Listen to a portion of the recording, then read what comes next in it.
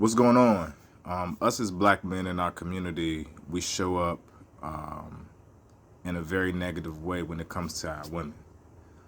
We always show up a little bit like creeps, always looking to desire something that's between our women's legs. And I think that that's something that we can begin with our generation right now to start curbing that, to stop looking at every time we see our women and they've been objectified and sometimes even the complex that even they believe that that's just what they're basically good for. And it's starting to really show and expose us as a people of not having the strongest relationship that is critical. That is our fathers with our daughters. That's our men showing up for the women in our community and showing up in a way where we're not just looking for them to cook or to clean for us. We're not looking for them to take on these burdens of helping our majority raising these kids for us. That's not what we're looking for. We're looking to bond this relationship as heads of our community to show up for our young women, and not that we're looking for something that's in between their legs. I understand as a man that there's these urges that go in between us, but there's a thing called maturity, sexual maturity, and then also there's this the understanding of us, of our people. And when you get and understand all the suffering, all the mind and mental issues that our men and women have gone through, because it's a lot of topics we don't talk about. We don't talk about how bad the molestation rate was in our homes due to all the outside stuff that was going on in the world.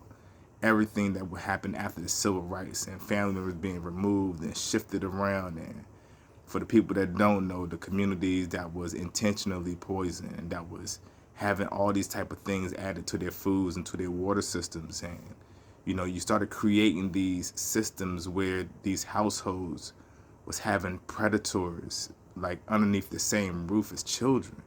And you had a lot of our kids, and I don't make no excuses for those men or those women that were out there doing these predatory acts, and they knew right from wrong.